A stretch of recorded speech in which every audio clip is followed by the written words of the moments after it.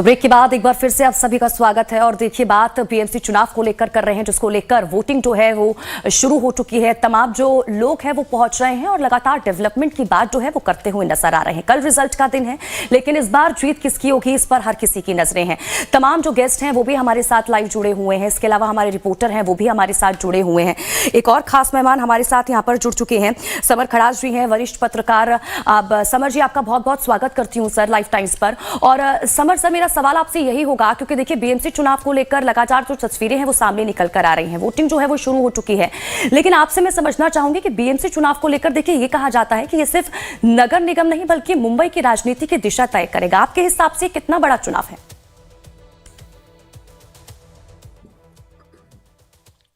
Mumbai corporation का चुनाव मतलब बड़ा तो है, देश की सबसे बड़ी महानगर पालिका है और इसका बजट भी काफी बड़ा है। छोटे राज्यों से बड़ा बजट होता है। लेकिन मुंबई का सबसे महत्व ये है कि एक तो ये महाराष्ट्र की राजधानी है, देश की आर्थिक राजधानी है, और यहाँ पर जो मतलब पॉलिटिकल थॉट रखा जाता है, जो विचार, राजनीतिक विचार रखा जाता है, उसका परिणाम जो है वो केवल महाराष्ट्र पे नहीं देश पर भी होता है। और शिवसेना का जन्म भी इसी शहर में हुआ। इसी शहर से शिवसेना महाराष्ट्र में फैली, महाराष्ट्र के ग्रामीण इलाकों तक गई और फिर ऑल इंडिया में भी उसका एक वजूद बना बाला साहब ठाकरे का। तो और बीएमसी के मतलब शुरू में उनका जो राजनीति था वो मुंबई महानगर पालिका को लेकर ही होती थी, वो राजनीति शिवसेना की। तो ये तो सही है कि मतलब ये चुनाव तो महत्वपूर्ण है और शिवसेना के लिए, शिवसेना मतलब उद्धव ठाकरे जी की शिवसेना, उनके लिए बहुत ही महत्वपूर्ण है, उनके अस्तित्व की लड़ाई है, ऐसा मैं मानता हूं। ठीक है। अब समर सर, मैं आपसे ये भी जानना चाहूंगी, अब इस बात को भी जरा समझाइएगा, क्योंकि देखिए यहाँ पर सीधी सीधी जो लड़ाई है इस बार महायुति वर्सेस एमवीए की बीच देखने को मिल रही है। लेकिन इस बीच अगर हम महायुति की बात करें, देखिए राज्य में सत्ता में तो है महायुति, लेकिन इस बार बीएमसी के चुनाव में एकजुटता इसमें नजर नहीं आ रही है। अजीत पवार का रुख कहीं और होना क्या ये बताता है और उसका असर चुनावों में किस तरह से होता हुआ नजर आता है? नहीं, वैसे तो दोनों गठबंधन एक साथ नहीं है, एमवीए भी एक साथ नहीं है, मतलब कांग्रेस अलग लड़ रही है जी। और कांग्रेस को जितने भी इसके पहले के चुनाव हुए हैं उसमें जो वंचित आघाड़ी थी, जिन्होंने बहुत उनके ऊपर बहुत ज्यादा ये किया था, अटैक किया था पॉलिटिकल, उनके साथ में उन्होंने अलायंस किया है। और दूसरे बाजू में मतलब जो स्ट्रांग अलायंस है वो बीजेपी और शिवसेना, शिंदे जी की, यही स्ट्रांग अलायंस है। और उद्धव ठाकरे जी ने मनसे के साथ में अलायंस किया है, मतलब ये राज ठाकरे शिवसेना से अलग होने के बाद पहली बार ये दोनों भाई आए हैं साथ में। तो उससे एक इमोशनल क्वोशंट जो है मराठी आदमी का वो डेफिनेटली बड़ा है। लेकिन सामने बीजेपी है जो बहुत ही स्ट्रांग संगठन के लिए जाना जाता है, और चुनाव कैसे लड़ा जाए ये 2014 के बाद जो उन्होंने एक अलग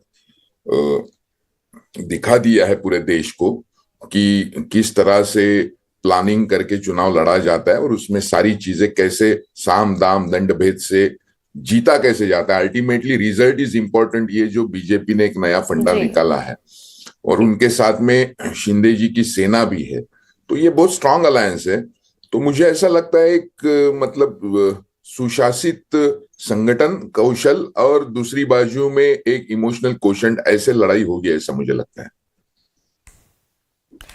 ठीक है सर, मैं लौटती हूँ आपके पास। इस बीच सुभाष सर हमारे साथ लगातार बने हुए हैं, सुभाष जी का रुख करना चाहूंगी। सर, आपसे ये भी समझना चाहूंगी सुभाष जी, अब अगर इस बार युवा वोटर की हम बात करें तो इस बार कितना निर्णायक साबित होता हो युवा वोटर नजर आता है, इसको लेकर भी समझाइएगा सर।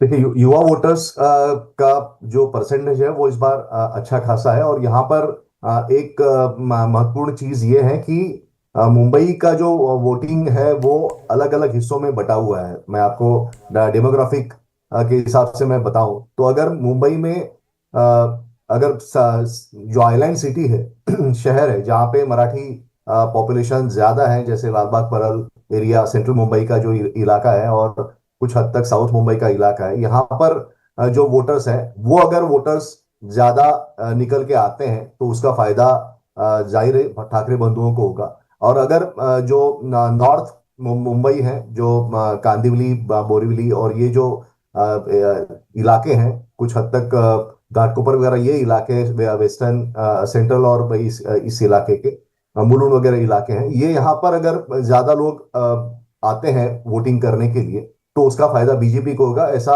स्पष्ट रूप से हमें देखने को मिला जब हम ग्रास रूट में जाके बात कर रहे थे लोगों से। तो यहाँ पे कितने वोटर्स निकल के आते हैं और उसका कितना परसेंटेज होता है वोटिंग का, ये इंटरेस्टिंग है, वो देखना होगा। उसमें युवा वोटर्स की संख्या ज्यादा है। हम जो देख रहे हैं, सुबह ही मैं एक बार यहाँ पे लोकल वोटिंग सेंटर में जाके आया तो वहां पर ज्यादा मात्रा में युवा वोटर्स दिख रहे हैं जो वोटिंग के लिए आगे आए हुए हैं। लेकिन ये भी कंप्लेंट्स है कि कुछ जगह पे लोगों का नाम नहीं है वोटर्स लिस्ट में, जिन्होंने विधानसभा में वोटिंग किया था उनका नाम इस बार बीएमसी के जो चुनाव की जो वोटर्स लिस्ट है यहाँ पर नहीं है। ये भी कंप्लेंट्स यहाँ पे मिल रही है। ठीक है सुभाष जी, मैं लौटती हूँ आपके पास। नीलेश जी का ठीक है, मैं नीलेश जी का रुख करूंगी, लेकिन इस बीच लोगों की तरफ से क्या कुछ प्रतिक्रियाएं सामने निकल कर आ रही हैं, ये अपने दर्शकों तक सुनवाते हैं। लेके घूमने से अच्छा है ना अपने अपने घर पे जाओ। यहाँ पे प्रॉपर मैनेजमेंट ही नहीं है, कुछ भी ना कार्ड्स किसी को मिल रहा है। बुढ़ा इंसान कहाँ जाएगा, कहाँ पे भटकेगा वो। यहाँ पे इनको वोट चाहिए ही नहीं, कुछ है ही नहीं अच्छे से।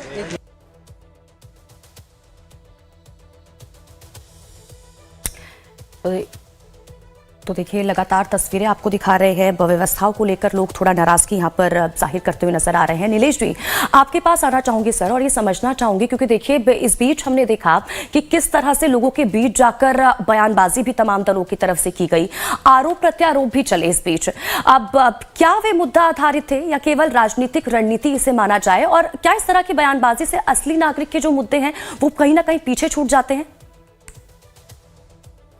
जी, मुख्य तौर पर मुंबई महानगर पालिका चुनाव हो या महाराष्ट्र में जो महानगर पालिका चुनाव हो रहे हैं आज, जिसके लिए वोट डाला जा रहा है, उसमें जैसे कि आपने पूछा, किसी भी प्रकार की राजनीतिक विचारधारा इन चुनाव में महाराष्ट्र के राजनीति में नजर नहीं आई। हर राजनीतिक दल केवल और केवल सत्ता के लिए राजनीति करता नजर आ रहा है, और इसीलिए बीजेपी एमआईएम के साथ, बीजेपी कांग्रेस के साथ जाती नजर आई। पिछले दिनों शिवसेना कांग्रेस के साथ जाती नजर आई। तो हर राजनीतिक दल किसी एक पार्टी से या एक गठबंधन से ना जुड़ते हुए केवल और केवल सत्ता पाने और बचाने की कोशिश करता नजर आ रहा है। और इसलिए यह पहला ऐसा चुनाव है जिसमें कोई एक राजनीतिक विचारधारा को लेकर या किसी विचार को रखकर चुनाव नहीं लड़ा जा रहा है। हालांकि मुंबई में मराठी मानुष के अस्तित्व के सवाल को लेकर शिवसेना, ठाकरे की शिवसेना और राज ठाकरे दोनों मिलकर आवाज उठा रहे हैं, पर यह माना जा रहा है ये केवल मराठी मानुष के अस्तित्व का मुद्दा नहीं है, ये ठाकरे परिवार के अस्तित्व का भी मुद्दा है, और इसी को लेकर चुनाव लड़ा गया। विकास के मुद्दे पर बीजेपी ने हालांकि माहौल बनाने की कोशिश की। महाराष्ट्र में और मुंबई में बड़ा इंफ्रास्ट्रक्चर जो है वो बनता नजर आ रहा है, और उसे भुनाने की कोशिश बीजेपी द्वारा जरूर हुई है। पर जो कोर इश्यूज है आम आदमी के, मुंबई करके, और मुंबई कर जिस प्रकार से हर रोज काम पर जाता है, ट्रेनों में जितने बुरी तरीके से के सफर करता है, उसको लेकर कोई मुद्दा नहीं उठा रहा है। गटर, पानी, इसका मुद्दा कोई नहीं उठा रहा है। और जिस प्रकार का पोल्यूशन बढ़ रहा है, उस पोल्यूशन के मुद्दे को भी जिस प्रकार से उठाना चाहिए था वो नहीं उठाया जा रहा है। केवल और केवल राजनीतिक मुद्दे उठाए गए, सत्ता के लिए उठाए गए, और विचारधारा से परे राजनीति होती नजर आई। और इसलिए आम आदमी इन चुनाव में कहीं पर भी नहीं है। केवल और केवल एक ऐसी स्थिति बनाई गई है, ऐसा डर दिखाया गया है कि ये हिंदुओं के अस्तित्व का मुद्दा है, दूसरी तरफ ये दिखाया गया कि मराठियों के अस्तित्व का मुद्दा है, और इस पर राजनीति चल रही है, ना कि कोर इश्यूज पे, ना कि समस्याओं को लेकर। ठीक है, मैं लौटती हूँ आपके पास। ठीक है, आप सब बने रहिए हमारे साथ। अब हमारे जो रिपोर्टर हैं मनीष, वो भी लगातार बने हुए हैं उनका भी रुख करेंगे और जानने की कोशिश करेंगे कि किस तरह से तस्वीरें जो हैं वो सामने निकल कर आ रही हैं। तो इस पर नजरें बनी हुई अपडेट आगे भी आप तक पहुंचाते रहेंगे, चर्चा भी जारी रहेगी। रुकेंगे छोटे से ब्रेक के लिए, जल्द हाजिर होते हैं।